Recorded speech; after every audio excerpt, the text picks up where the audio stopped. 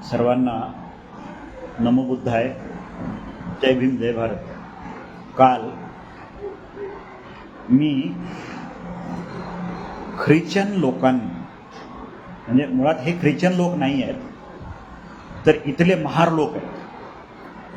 तर या महार लोकांनी बाबासाहेब आंबेडकरांसोबत गद्दारी करून बाबासाहेब आंबेडकरांच्या चळवळीच्या, बाबासाहेब आंबेडकरांनी दिलेल्या सगळ्याच हक्क आणि अधिकाराचा उपभोग घेऊन कशा पद्धतीनं बाबासाहेब आंबेडकरांसोबत गद्दारी करून येशूचं गुणगान गात आहेत हे दाखवण्यासाठी मी काल खरं तर नगरचा कोणीतरी साळवे आहे आणि तो कुठल्या तरी चर्चचा काय म्हणतात त्याला, तो फादर बिदर काय असेल तो असेल, तर तो आहे.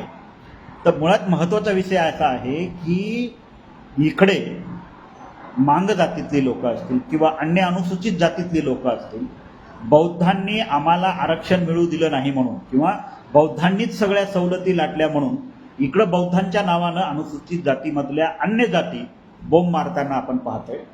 आणि दुसरीकडं आम्ही बौद्ध नाही आहोत, पण पूर्वाश्रमीचे महार असल्यामुळे अनुसूचित जातीचे जे आरक्षण आहे, अनुसूचित जातीच्या ज्या काही सगळ्या सोयी सवलती आहेत, ह्या सवलती आम्ही ख्रिश्चन होऊन घेतोय, म्हणजे ख्रिश्चन होऊन पण घेतोय. म्हणजे मुळात हा किती मोठा बाबासाहेब आंबेडकरांचा विश्वासघात आहे हे आपण पहिल्यांदा समजून घेणं गरजेचं आहे. काल तो ज्या आवेशामध्ये बोलत होता, ज्या घमेंडीमध्ये बोलत होता, मुळात ही घमेंडी आली कुठून, तर ही बाबासाहेब आंबेडकरांनी दिलेल्या हक्क आणि अधिकारापासून. आणि जसं कबीर म्हणतात ना की गांडू बडवे रण चढे मर्दो के बेहाल, प्रतिव्रता भुकी मरे पेडे खाई छिनाल, अशी काहीशी अवस्था या ख्रिश्चन मिशनऱ्यांच्या नादाला लागलेल्या महाराजांची झालेली. म्हणजे मुळात ह्या लोकांनी काय केलेलं आहे की फक्त महार ही जात जी आहे ही आरक्षण भोगण्यापुरती मर्यादित ठेवलेली आहे. बाबासाहेब आंबेडकर हे फक्त आरक्षण भोगण्यापुरतं मर्यादित ठेवलेले आहे आणि काम मात्र येशू ख्रिस्ताचं करत आहे, येशूंचं काम करत आहे.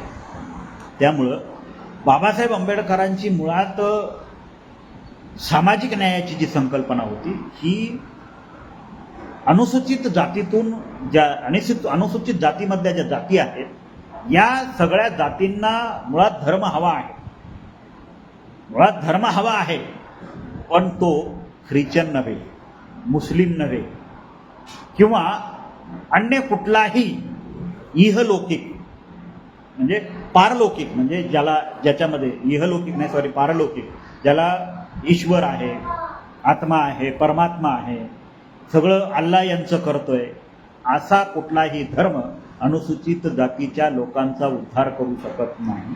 म्हणून बाबासाहेब आंबेडकरांनी अनुसूचित जातीच्या लोकांना बुद्धाचा मार्ग दाखवला आणि बुद्धाचा मार्ग त्यांनी सक्षमपणे, है ना, बुद्धाचा मार्ग त्यांनी सक्षमपणे पुढे न्यावा म्हणून घटनात्मक तरतुदी बाबासाहेब आंबेडकरांनी आमच्यासाठी करून ठेवलेल्या आहेत. पण बुद्धाला नाकारून बाबासाहेब आंबेडकरांचा फक्त उपभोग घेऊन आपल्या भोकांडी येशू ख्रिस्ताला बसवलं जात आहे. येशू ख्रिस्त आपल्या साधनांचा वापर करून आणि अनुसूचित जातीच्या साधनांचा, महार लोकांच्या साधनांचा वापर करून महारच लोक येशू ख्रिस्ताला आपल्या भोकांडी बसवत आहेत. बाबासाहेब आंबेडकरांच्याच साधनांचा वापर करून घेऊन बाबासाहेब आंबेडकरांनी ही साधनं ख्रिश्चन धर्म वाढवण्यासाठी दिलेली नाहीत. महारांनी हे लक्षात ठेवलं पाहिजे. त्यांना ख्रिश्चन धर्माचा प्रसार करायचा आहे, त्यांनी खुशाल अनुसूचित जातीच्या सवलती न घेता करावा. हिंदूंमधल्या ज्या अन्य जाती आहेत, ज्या अनुसूचित जातीमध्ये आहेत, त्या जाती अनुसूचित जातीचा फायदा घेत आहेत. त्यांना तशी घटनात्मक तरतूद आहे, कारण ते हिंदू आहेत म्हणून त्यांना त्या सवलती देण्यात आलेल्या नाहीत, ते अस्पृश्य आहेत म्हणून त्यांना त्या सवलती देण्यात आलेल्या आहेत.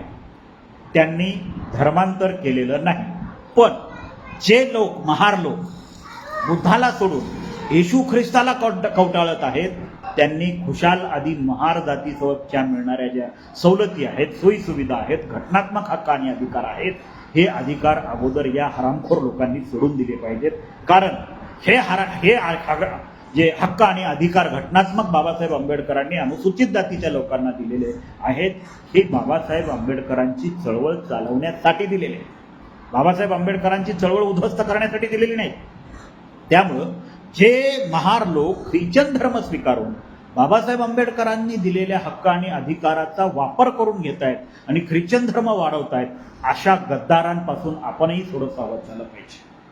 ते महार आहेत म्हणून आपण त्यांच्या नादाला लागून ख्रिश्चन धर्मामध्ये जाणं मुळात हा बाबासाहेब आंबेडकरांचा तुमच्यावर टाकलेला विश्वासघात आहे. आणि असे विश्वासघातकी लोक समाजात काम करत असतील तर त्यांना करू द्या, पण त्यांना काम करू द्या, पण हे किती नीच आणि नालायक लोक आहेत हे लोकांना सांगा, है ना. कोणी फ्रान्सिस साळवे जर होत असेल किंवा कोणी फादर साळवे जर होत असेल तर त्याचा साळवे त्याला लकलाप असू द्या, त्याचा फ्रान्सिसही त्याला लकलाप असू द्या, पण साळवे होत असताना त्याला प्रथम अनुसूचित जातीचं आरक्षण, अनुसूचित जातीचं जे आरक्षण आहे ते सोडायला सांगा. अनुसूचित जातीचं आरक्षण तो जोपर्यंत सोडत नाही